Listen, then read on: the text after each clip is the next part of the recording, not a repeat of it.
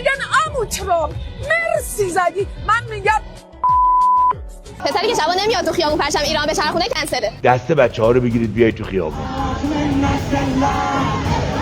آمریکای جنایتکار و رژیم صهیونیستی بدانه.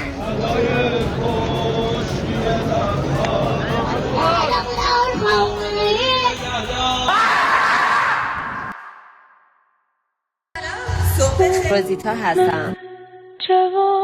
این برنامه تقدیم میشه به جاویدام روزیتا رخزاده، مهندس مکانیک توسط جمهوری اسلامی در روز 18 دی ماه در جریان اعتراضات مردمی در منطقه صادقیه تهران با اصابت گلوله از ناحیه پهلو هدف نیروی سرکوبگر جمهوری اسلامی قرار گرفت و جان خود را از دست داد. امروز من 33 ساله شدم. روز تولدم آرزو کنم برای تمام مردم ایرانم، برای تمام مردم سرزمینم بهترین اتفاقا بیفته. مردم مهربون و خوشگرممون، چون که ما یه بار زندگی می‌کنیم. همه پیام‌هایی بوده شاروکاسبی، افتضاح، بازار خراب و این خیلی غم انگیزه. هیچ کاری نترسید. هر چیزی که فکر می‌کنید درسته و علاقه دارید حتما تو مسیرش قدم بردارید.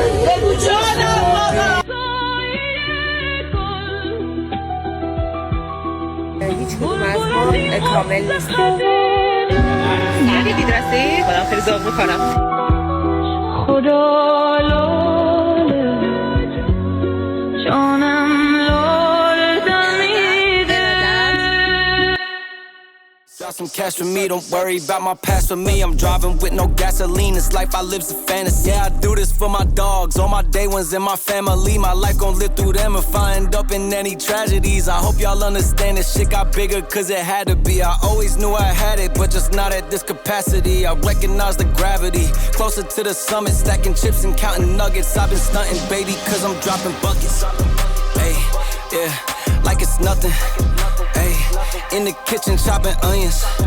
Hey, tears falling down, underdog is finally overcoming. Cause I'm dropping buckets. Hey, yeah, like it's nothing. Hey, earn my respect and burn a budget.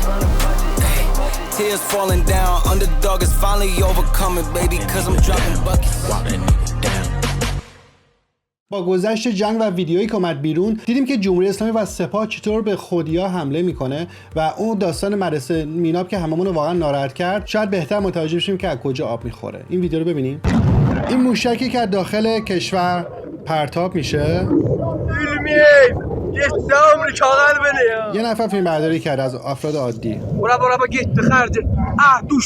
نگاه کنید موشک اینجا میچرخه، با قلب میشه یه حرکت قلبی زد و مستقیم داره تو کشور فرود میاد. یا اولی سعی خدا میدونه کجا فرود اومد و چه داستانی واسش درست میکنن. فقط یه دونه ویدیو نبود که ویدیو بعدی هم ببینیم. ای وای ای وای از یه جا بلند کردن اینا لانچه. وای وای از زمین بلند شد زدن اینجا. از اون گذشته سال 98 تو شهرستان میناب سقف مدرسه‌ای رو بچه‌ها فرو میریزه. اون موقعی که این بچه عزیز به خاطر سیاست جمهوری اسلامی که داشت کل هزینه‌اشو بابت شهرهای موشکی خرج میکرد یه مدرسه ایمن نساخته بود که این سقف رو بچه‌ها آوار نشه. من نمیدونم اون موقع چرا کسی نگران زیر ساخته نبود. واسه دوستان زیرساخت یه عکس دیگه دارم نگاه کنی. اینجا سمت راست آذربایجانه، سمت چپ ایران. نگاه کنید سمت چپو چقدر ساخت و ساز شده و پوشش گیاهیشو نگاه کنید در مقایسه با آذربایجان که پوشش گیاهی خالصه. چند ده سال قبل که این پوشش گیاهی فرق نمی‌کرده مثلا از رو مرز بگیم این ور یهو متفاوت میشه، همش یه تیکه بوده، یه چیزی بوده. اینجا نشون میده که مدیریت کشور چطور پیش رفته و این ور چطور پیش رفته. ایران بود و با همه انتقادایی که من شخصا بهش دارم آمریکا هیچ حقی نداشت که بیاد اونو بکشه. آخه ببینم چه بغضی کرده واسه رهبر انقلابش. آره بازرگشت. چند سال آمریکا بودی؟ نزدیک 3. واسه برگشتی؟ نزدیک 4 انگلیس، نزدیک زیر 1 فرانسه، برای اینکه دیگه به جمهوری اسلامی خدمت کنی. واسه جیره خار چی ها؟ جیره خار مزدور جمهوری اسلامی. برکت داره این پول. جدی چند هموندی؟ تهش بود دیگه، آمریکا دیگه تهشه. دیگه آخرین جرعه این جام تهی را دیگه نوشیدیم و آمدیم. چون نوه بازرگان هستم، بازرگان معروف. فقط من نمیدونم اینا که اینقدر مشکل دارن با آمریکا چرا میرن اونجا زندگی میکنن، چرا میرن اونجا درس میخونن. خب آقا نرین دیگه، برین پاکستان، عراق، لبنان اونجا درس بخونین. چرا میرین آمریکا؟ من نمیفهمم. به نظرتون چه پسری کنسله؟ پسری که شبا نمیاد تو خیابون پرچم ایران بچرخونه کنسله. پسری که تو این موقعیت حاضر نیست پای لانچه بره کنسل. پسری که میگه بزار بزنم بهترشو میسازیم کنسل نیست، احمقه. پسری که بگه آتش بس کنیم کنسل. پسری که عموش ترامپ کنسله. پسری که طرف سوسقفتی باشه کنسل. پسری که طرف رقیب کاملیه کنسل. پسری که میگه تو این موقعیت بریم مذاکره کنیم کنسله. پسری که شب بیاد خونه صداش از شعار دادن نگرفته واسه کنسله. پسری که پاسی دوست داره. من چی نداره ولی به هر حال کنسله. موضوع میدونید چی اصلا شما جزء دسته کنسلی هم قرار نمیگیرید. در موردتون اصلا نمیتونیم حرف بزنیم. من واقعا چیزی ندارم بگم. بریم سراغ ویدیو بعدی.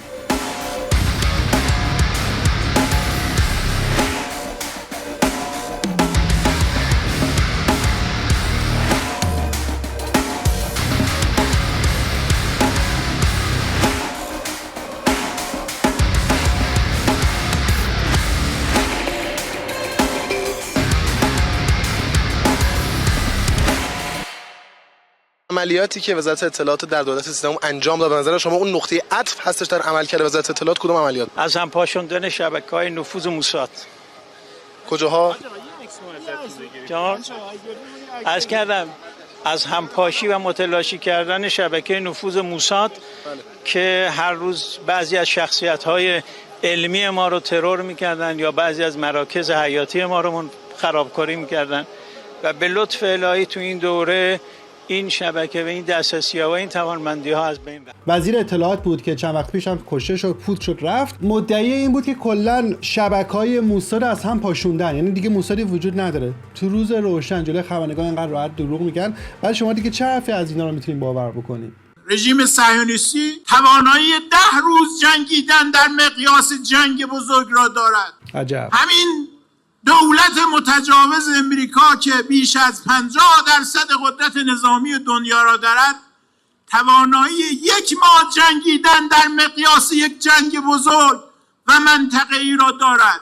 واسه بچه‌ای که مثل خود من این آدما رو خیلی زیاد نمی‌شناسن، ایشون غلامرضا سلیمانی فرمانده کل بسیج بوده که وسط تهران زدن پودرش کردن و الان که داره صحبت می‌کنه این ویدیو واسه قبله. خلاصه خواستم بگم در این حد پیش رفتین، حواستون باشه.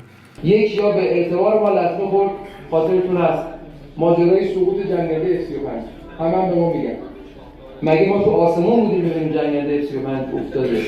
مگه ما تو اون پشت پدافند بودیم ببینیم ما زدیم F-35 رو؟ کسی از مقامات رسمی نظامی که به ما اطلاع داد و بعداً حالا بالاخره به دلایلی متوجه شدن که اون اطلاعات موثقی نبوده، به ما اطلاع دادن مقامات رسمی که این اتفاق افتاده. ما هم عیناً منعکس کردیم. اینم یه سند دیگه بر دروغگویی جمهوری اسلامی. اگه یادتون باشه تو جنگ قبلی، جنگ 12 روزه، چقدر دربارش هم ویدیو درست کردم، بعدن گفتم که آقا این اتفاق نیفتاد. اگه افتاده بود که میگفتیم دیگه، ما که مشکل نداریم، ولی اتفاق نیفتاده و داشتن بابتش کلی تبلیغ میکردن که F-35 رو زدن. و چند من تو ویدیو گفتم بابا همین چیز اتفاق نیفتاده، اگرم بود اسرائیل خودش تایید میکرد یا آمریکا تایید میکردش. گندگوزی‌ها و دروغگوییشون که در این حد فقط نیستش، ادامه داره. سلام به همه دوستان. ببخشید تمرکز ندارم که صحبت. ایشون خواهر جاویدنا هم نوید سلطانپور هستش. جمهوری جنایتکار اسلامی از استرزه جون برادر بیگناه منو گرفته. ما تا روزی که انتقام نگیریم آروم نمیشیم. تا جون تو بدنم دارم، تا نفس میکشم تلاش میکنم که پولی نمید و هیچ کدوم از اون فرشته ها پایمان نشه. به امید ایرانی آباد، آینده ایران جاوید شاه. خیلی ویدیو واقعا ناراحت کننده. شما این ویدیو رو بفرستین واسه اون نبه جنگا، بگین اگه جرأت دارید برید به ایشون مستقیم بگین که جنگ بده. با 200,000 آخوند چیکار کنیم؟ 400,000 نفر. من فکر می‌کنم آخوند بودن بعد از جمهوری اسلامی خیلی سخت میشه، چون دیگه شغل دولتی هم ندارن، دولت هم بهشون بودجه نمیده، آروم آروم کوچیک میشن، نهاد روحانیت تا مرز انقراض خواهد. واقعا کاش کاملا منقطع، چون واقعا هیچ فایده‌ای واسه مملکت کلا دنیا نداشتن تا الان. من یادم نمیاد یه فایده داشته باشه اینا.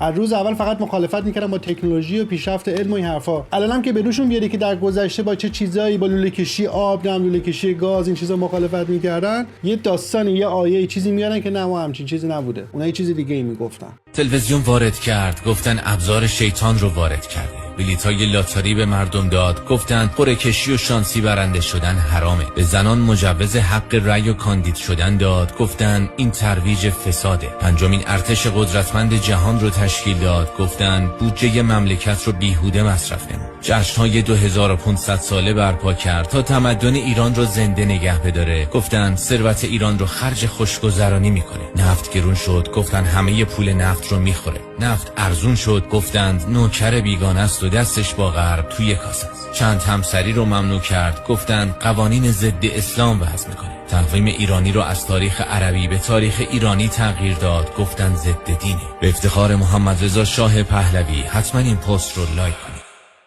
غلط کردم با اینتر آشغال، غلط کردم با هواداران اینتر آشغال، اونهایی که فریب اینتر آشغال رو خوردن و ایرونی هموطن خودشون رو نمیبینن. میگن عمو ترامپ مرسی زدی، من میگم ترامپ. این خانومی که من انقدر شیوا و سریع صحبت میکنه یه شخصیتی هستش که شاید بعضیا بشناسن. یکی از شرکت‌کننده قدیمی برنامه بفرمایید شام لندن بوده.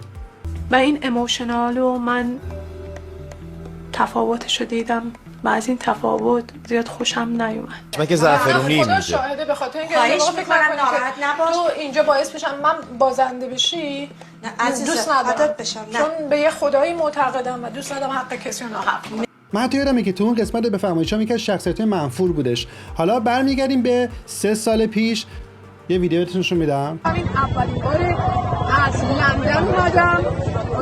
اوکی؟ و فقط به عشق رهبرم، به عشق ایران، به عشق رهبر فرزانه‌ام اومدم و آرزو دارم ایشونو یه بار ببینم، چون گفتن اتحاد ملی. بله، ایشون همون خانم بودن ولی 3 سال قبل جوان‌تر بوده. باز بریم یه ویدیو قدیمی‌تر ازش ببینیم. استقلال ایران رو میخوای؟ بلند شو، حرفای من اگه به ضررت قبول نکن. همه جا هم بوده. جوونا چند بار دنیا میاید؟ چند بار دنیا میاید؟ یه بار. چشمتو به هم میزنی میبینی 50 سالت شد معتاد و در به در و بیچاره. چی شده حالا؟ چیکار باید بکنی؟ بلند شو، نترس. خیلی سال پیش که نمیدونم 20 سال پیش اینا بوده، شبکه رنگارنگ کار میکرده و اون موقع عقایدش فرق میکرده ظاهرا و ظاهرا از اون سمت بهش زیاد پول خوبی نرسیده و دیده بعد تغییر موضعی بده. جالبه که کانال یوتیوب هم به اسم آشپزی با نیلوفر داره. نمیدونم هنوز هستش یا نه، بذار سرچ بکنیم ببینیم هستش. اصلا نمیدونم. بله پیجش هم هستش. 70,000 تا هم سابسکرایب داره، باور نمیشه. آخرین ویدیوش هم 4 ماه پیش گذاشته و عکسش که قشنگ خودشه، مشخصه. و نگاه کنید که از آشپزی یواش یواش رسیده به چی؟ نشون دادن دخترای زیر سنی که چادر سرشون کردن، سرود ملی‌ها رو گذاشته، کلا یهو همه چی ورق برگشته. حتی اومده رضا پهلوی بعد گفته این تصاویر رو گذاشته. کلا آشپزی کنسل شده دیگه رسما. دلنوشته ای از خودم. نیلوفر هستم، به آشپزخونه من خوش آمدید. امروز قراره یه غذا از خطه آذربایجان داشته باشیم. از خطه آذربایجان رسید به این ویدیوهای در مورد سپاه پاسداران، موشک پرانی. حالا چرا دارم اینا نشون میدم؟ میخوام بگم اکثر مخصوصا دخترایی که میان جلو دوربین، خانمایی که میان اونم بی حجاب هستن و با یه شکل و وضعی که اصلا نورمال نیست جلو دوربین میان طرفدار از جمهوری اسلامی میکنن، فکر نکنین که واقعا طرفدار جمهوری اسلامی هستن. منم اول اینجوری فکر میکردم، حالا ممکنه 4 تاشون واقعا اعتقاد داشته باشن، ولی تا الان من چیزی که دیدم بیش از شاید 95% آدمایی که الان نگاه کردم همشون یه بک‌گراند عجیب غریبی دارن. مثلا همین خانمی که نگاه کردیم. سردار رشید کم ندارد اسلام، والله که قد خم ندارد اسلام. فیران می رود.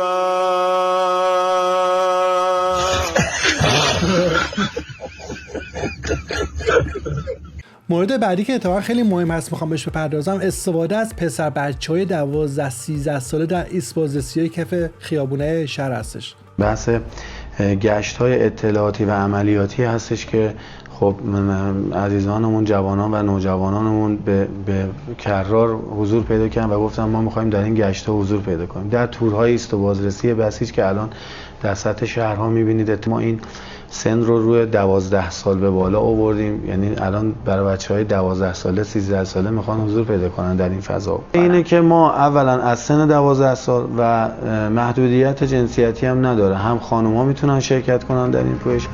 حالا اصلا اونا بخوان شرکت کنن شما چرا اجازه میدی؟ اصلا یه اتفاق برخلاف قوانین بین‌المللی هستش. استفاده از دختر پسرای زیر 18 سال برای مصرف نظامی در کل دنیا ممنوع هستش. از نظر من چند تا دلیل داره که این کارو کردن. یکی اینکه نیرو کم آوردن، دو اینکه خیلی مهمتره اینکه اگه تو باشه زمان اسرائیل داشت با پهپادا ایسپازدسی‌ها رو میزد. اینا اومدن چیکار کردن؟ گفتن بذار بچهای کوچیکم قاطی این جمعیت ایسپازدسی بکنیم تا وقتی اسرائیل با پهپاد این جمعیتی که دارن ایسپازدسی میکنن رو زد و پس جنازه پسر بچه‌ها پیدا شد، بگن که نگاه کن اسرائیل دوباره بچه کشتش. شما ببین چقدر ذهن اینا کثیفه و چه سوء استفاده‌ای میکنه از آدمایی که اصلا حواسشون نیست دارن چیکار میکنن، مغزشویی شدن. این نمونه نگاه کنین، پسر بچه رو شبیه تروریستا درست کردن، اسلحه پلاستیکی انداختن روش، یه بیسی هم دارن دستش، یه آهنگی هم روش میذارن. مثلا خیلی کار خفن بوده. این پسر بچه جاش اینجا نیست، الان باید تو خونه سرگرم باشه به دور از خطراتی که احتمال داره به وجود بیاد. چه پدر مادره بی فکری هستن که بچه‌هاشون رو میارن و این اندیشه نظامی از همین الان تو ذهن بچه میان پیاده میکنن. خب ذهنیت این بچه‌ها پاک هستش دیگه، با اینجور چیزا پرش میکنن و فردا پس فردا از مینو اینا 4 نفر بالاخره میان بالا که راحت به هموطن خودش شلیک میکنه و میکشه و عین خیالش هم نیستش، چون از بچگی مغزشویی شده.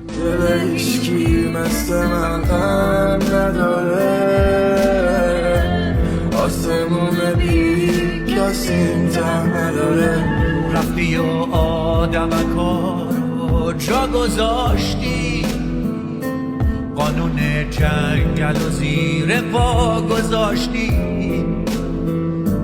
اینجا قهرن سینه ها با مهربونی، تو جنگل نمیتونستی بمونی. دستت درد نکنه، من سربونم کردی. برو اونجا ببین، میگی مامان میگی شهید شد، دست تو از من تشکر میکنی، میگی مامان چه جایی منو فرستادی، مامان قد تو قربون، مامان من گفتم تابوت اندازه تو پیدا میشه، مامان زمان کمکت کنه ایشالله. تو الان رفتی میشه امام حسین، میشه شهدا، کیف میکنی، خوش با حالت. این یه نمونه مغزشویی هستش که الان بهتون گفتم. اگه یادتون باشه داعش هم همین کارو میکرد، یعنی کسایی که میرفتن انتحاری انجام میدادن بهشون میگفتن که چی، شما بعد از این حرکت انتحاری میریم پیش خدا، پیش اماما، اونجا با اون غذا میخورین. اگه یادتون باشه لباسای خوب میپوشیدن. حتی تو سریال پایتخت یادتون باشه نشون میداد که مثلا طرف قاشق چنگال هم گذاشته بود که وقتی منفجر شد بره اون بالا با امام حسین مثلا بشینه غذا بخوره. اون تفکر الان بهش فکر میکنی میبینی که اینجا اتفاق افتاده، بچه دستگلش رو داره رفته و خودش رو اینجوری قانع میکنه که الان رفته پیش امام حسین. مامان تا آخر منم میخوام مامان شهید کردی، دیدی من چقدر دوست داشتم، میگفتم مامان من دوست دارم مادر شهید بشم، دیدی چقدر خوبه مامان. نگاه کن تو رو خود، اصلا باور نمیشه این کلماتو یه مادر داره میگه. فکر کن به بچه جوونش همیشه میدیدتش میگفته من دوست دارم مادر شهید بشم، یعنی که تو بمیری دیگه رسما. من الان دارم خیلی دقت میکنم به حالت صورت این مادره. واسه من حقیقتا بخوام خیلی بی‌طرفانه بگم یه ذره عادی نیستش این. نمیدونم شما حتما نظرتون واسه من بنویسین. احساس میکنم نه انگار یه حالیه. دیدی من چقدر دوست داشتم، میگفتم مامان من دوست دارم مادر شهید بشم، دیدی چقدر خوبه مامان، خوش با حالت رفتی، خدا تو رو انتخاب کرد. تو این دور زمونه سخته، هر کس لیاقت شهادت نداره. احساسات چیزی هستش که تو نمیتونی روش دروغ بگی، یعنی آدم کاملا درکش میکنه احساسو. من از این ویدیو واقعا نیم درصد هم ناراحت نشدم، ولی حتی ممکنه ویدیویی باشه که از آدم دشمن خونیش هم ببینه ولی ناراحت بشه، چون ویدیو واقعی احساس داره توش. شما ویدیویی مثلا سپهر بابا رو نگاه کن، من که واقعا نتونستم نگاه کنم، تا الان نگاه نکردم، واقعا اون چند ثانیه اولش بودش. بعد چند تا از مادرای جاویدنامه رو نگاه کنین که دنبال جنازه بچه‌شون میگشتن و آخرش پیدا میکردن، چه حسی داشتن. اون حس رو نگاه کنی با این حس مقایسه کنی، خودتون میفهمید دیگه منظورم چیه. همین بچه‌ها رو می‌بینید بهشون اسلحه دارن، چند سال دیگه نمیگم همشون ولی خیلیشون اینجوری عذاب در میان. اینجا حرم امام حسین هستش، کربلا، و اینا دارن سینه خیز میرن به سمت حرم، میرن جاده مسیری که بعد اینا انجام بدن دیگه.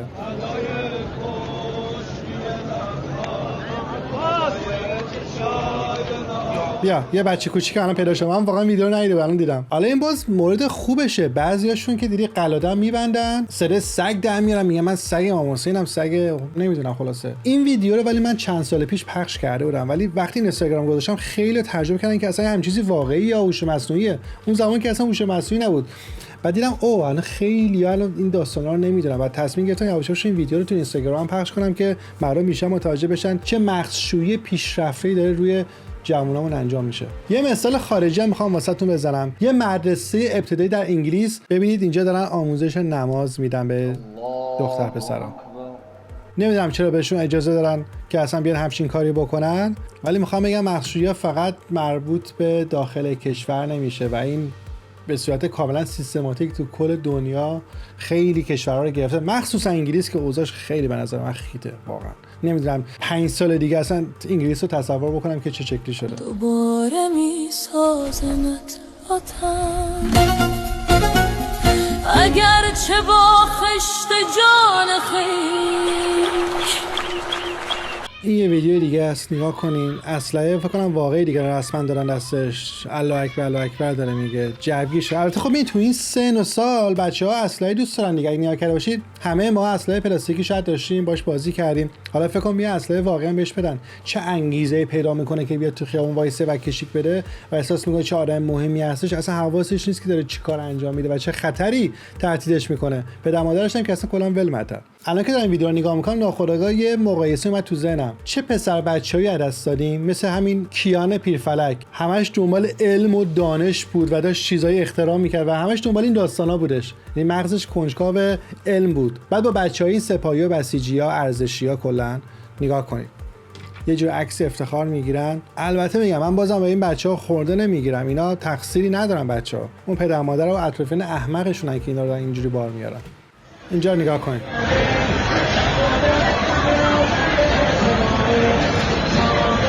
بهش لباس نظامی داره. الان چه حالی داره میکنه واسه خودش بچه. یه نفر نمیشه بچه تروریست. واقعا متاسفانه این اسم ولی برازنده شه. حالا جالب میدونین چیه؟ این ارزشی‌ها و مردم عادی ساده‌لوح که بچه‌هاشون رو میارن اینجا کف خیابون، شما اگه همه اینا رو یه سرچ بکنی و بگردی یه دونه بچه این مقامات رو پیدا نمی‌کنی که اینجا بیان. همشون خیلی سال پیش فرستاده شدن کشورهای مختلف، مخصوصا آمریکا واسه ادامه تحصیل. مثلا همین معصومه ابتکار، خانومی که تو اوج جوونیش از سفارت آمریکا میره بالا، مرگ بر آمریکا میگه، باعث بدبختی کلی آدم میشه. یعنی همه زندگی سرنوشت ما رو عوض میکنه. هنوزم مرگ بر آمریکا میگه ولی بچه‌هاشون تو آمریکا درس میخونن. خیلی عجیبه. دانشجو پسر من رفته اونجا درس بخونه. حالا رفته چیکار کنم؟ رفته دکتراشو میگیره، با ویزای دانشجویی هم رفته. تحریف‌ها و حرفای نمیدونم کی، این دختره مسیح هر روز یک دروغی راجع به اینا میگه.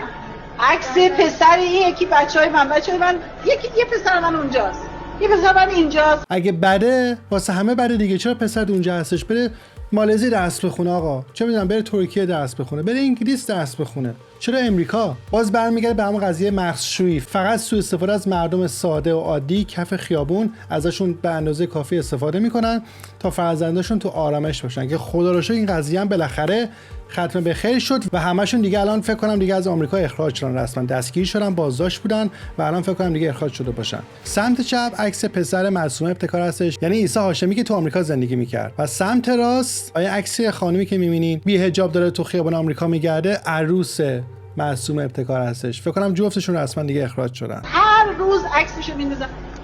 چه هزینه‌ای ما باید بدیم؟ چه هزینه‌ای باید بدیم؟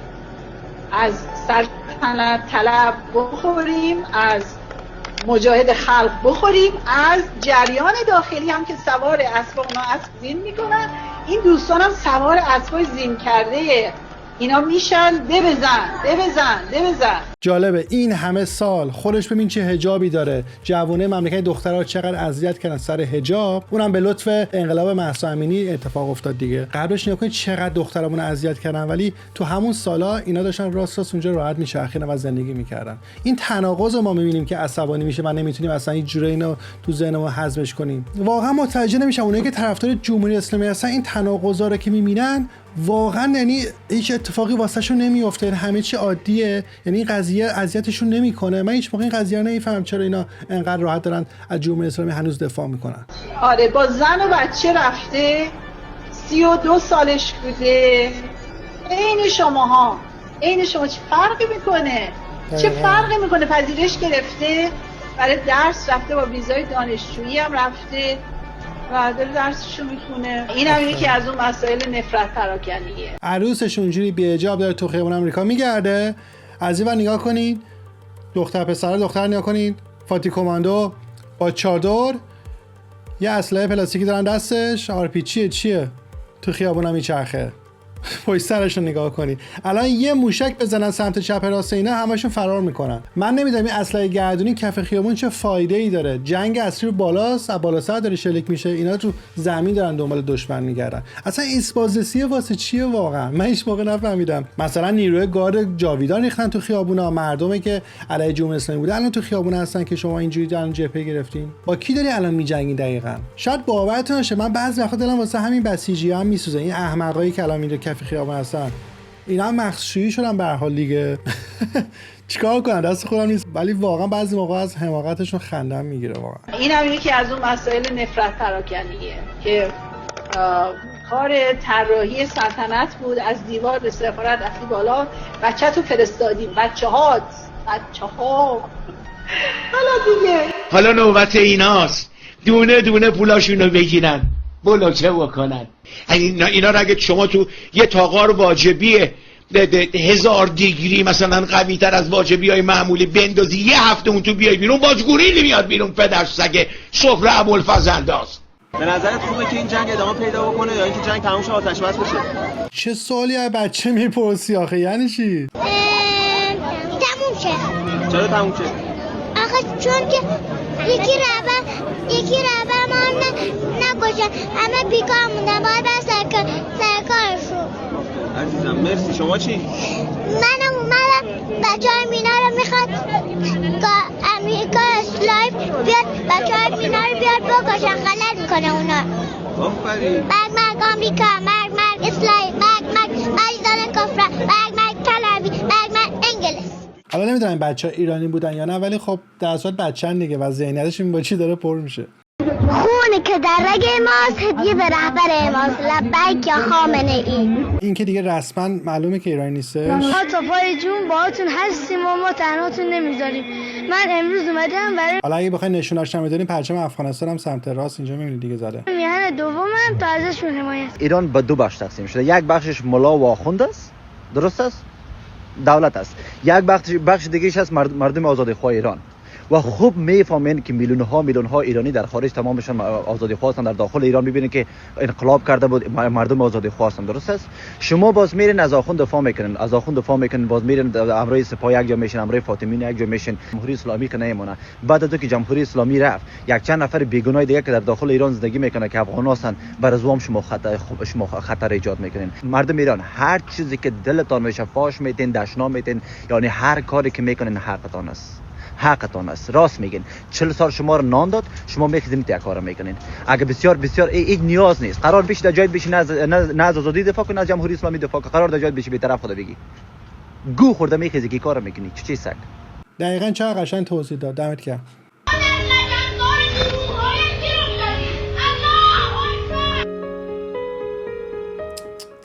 نیا کن. داعشی شدن رسما. آدم یاد حماس میفته. بیا یه نمونهش الان نگاه کنید. من از ویدیو رو ندیده بودم. این علیرضا جعفری 11 ساله تو ایسبازرسی کنار پدرش تو حمله هوایی کشته شده. حالا مسئول این کیه؟ وقتی میدونن وسط جنگی چرا باید بره کنار پدرش وایسه که کشته بشه؟ واقعا آدم ناراحت میشه خب از کشته شدن همچین بچه‌ای. یه نفر کامنت جالبی گذاشته میشه بچه‌هاشون سیر شدن. راست میگه دیگه. غریزه پدر مادر اینه که بچه‌شو بین جای خطر است نفرسته. اینا رسما میبرن تو دل خطر. مسئولیت تمام کشته شده‌ها فرق نمیکنه با جمهوری اسلامیه. بسم الله قاتم الجباری. آمریکای جنایتکار و رژیم صهیونیستی بدانند چاهای نفت ایران هرگز برایشون باز نخواهد شد. فقط و فقط چاهای فاضلاب ایران برایشان گشوده خواهد شد. آن هم نه برای بردن، فقط و فقط برای خوردن.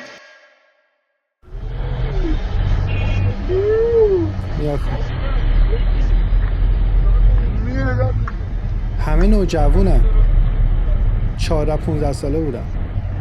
نگاه کن. سن مسیجی ها رو میخواستم ببینم، همه زیر 17-18 سال کلاشو بزرگ هم میکنم. تعارف که نداریم. جمهوری اسلامی دوست داره، عاشق اینه که تلفات غیر نظامی زیاد بشه. هرچی زیادتر بشه بیشتر میتونه روش مانور تبلیغاتی بده و روش مانور سیاسی بده. مثال دیگه که میخوام واسهتون بزنم، حالا غیر از اون که ادوات جنگی رو بردن تو مدارس و جای مختلف آموزشی گذاشتن به کنار، اینجا نگاه کنی استقرار ادوات سرکوبگران در کنار شهربازی اهواز. یعنی به این فکر کردن که بیان کنار شهربازی بزنن که مثلا جنگنده اسرائیلی یا آمریکایی میبینه نزنه، یا اگرم زد 4 تا بچه اونور داشتن بازی میکردن اونا کشته بشن تا بعداً ازشون بیاد یه فیلم تبلیغاتی درست کنه بگه بچه‌ها نگاه کنید داشتن بازی میکردن به دور از جنگ و هیاهوی دنیا و اینا، اسرائیلیای کودک کش اومدن اینا رو کشتن. این کلمه رو خوب یاد گرفتن، کودک کش. دست شمایی که دارین کودکا رو میکشین. و امشب شبیه که مامانا باباها دست بچه‌هاتون رو بگیرید، عموها، دایی‌ها، خاله‌ها، عمه‌ها زنگ بزنید. اگه میدونید او دختره او پسره یه ذره حواسش پرته، نرن بیرون. اگه اتفاقی پیش اومد، اگر کسی خطی بهش افتاد، اگه تیری در رفت و تیری در کردن و اگه کسی طوری شد، گله نکنن. و مامانا باباها دست بچه ها رو بگیرید بیاید تو خیابون. میخوای بچت مرد بشه؟ بذار حس کنه یک قهرمانه آمده وسط میدان. منظورش اینه که میخوای بچت کشته بشه ما روش تبلیغات کنیم؟ بذار بیاد وسط خیابون. میونداری داره میکنه، میدونداری میکنه. مامانا باباها بچه‌ها رو بفرستید این شبا ایست بازرسی، بچه‌ها مرد میشن. مرد شدنش هم دیدین میگه نشون دادم. پسر بچه بیگناه کشته شد.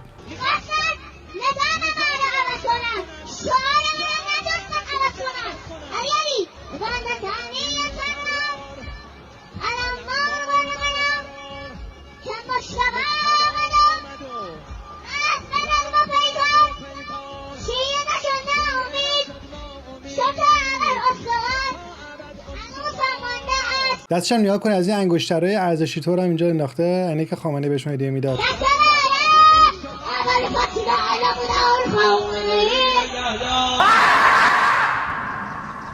نظرت راجع به اینترنشنال و BBC چیه؟ برامون بگو.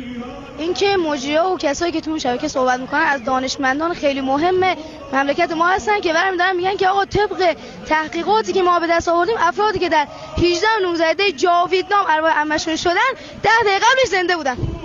خیلی جالب، مرسی که گفتین چون من نمیدونستم که کسی که مرده 10 دقیقه قبلش زنده بوده. شما فهمیدید چی گفت؟ من که نفهمیدم.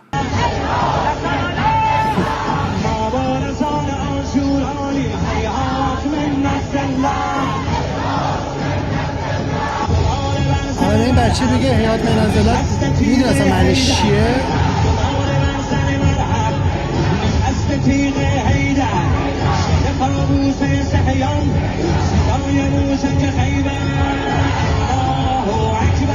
اینجا یه نفر نوشته سرکوبگرای آینده، دقیقا چیزی که چند دقیقه پیش گفتم.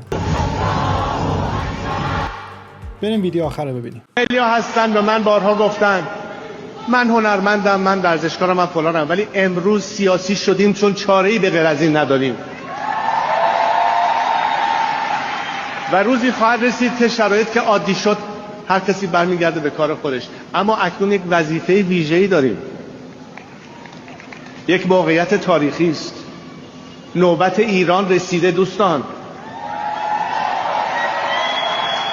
این فرصت رو نمیتوان از دست داد و تمام حرف من همیشه این بوده و همچنان هست که برای اینکه به موفقیت برسیم این اتحاد ملی یک امر ضروری و حیاتی و کلیدی است. دقیقاً کدومی که از ما سیاسی بودیم؟ من که داشتم سفرها میکردم، ویدیومو درست میکردم، واقعا ته دلم دوست ندارم ویدیو درست کنم ولی یه جورایی وظیفه میدونم که اطلاع رسانی بکنم.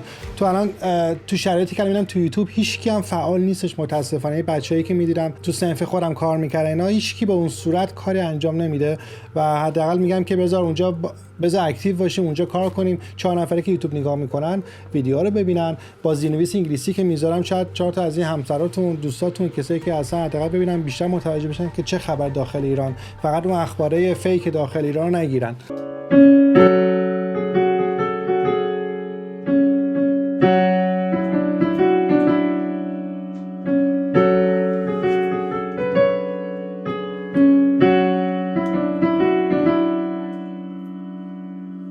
مرسی که تا الان ویدیو رو تماشا کردید. امیدوارم که واسهتون مفید بوده باشه. لطفاً ویدیو رو لایک کنید، نظر خودتون واسه من کامنت بذارید و اینکه ویدیو رو واسه دوستاتون بفرستین. کانالم که ساب کنید. تا ویدیو بعدی مراقب خودتون باشین. پاینده ایران، جاوید شاه.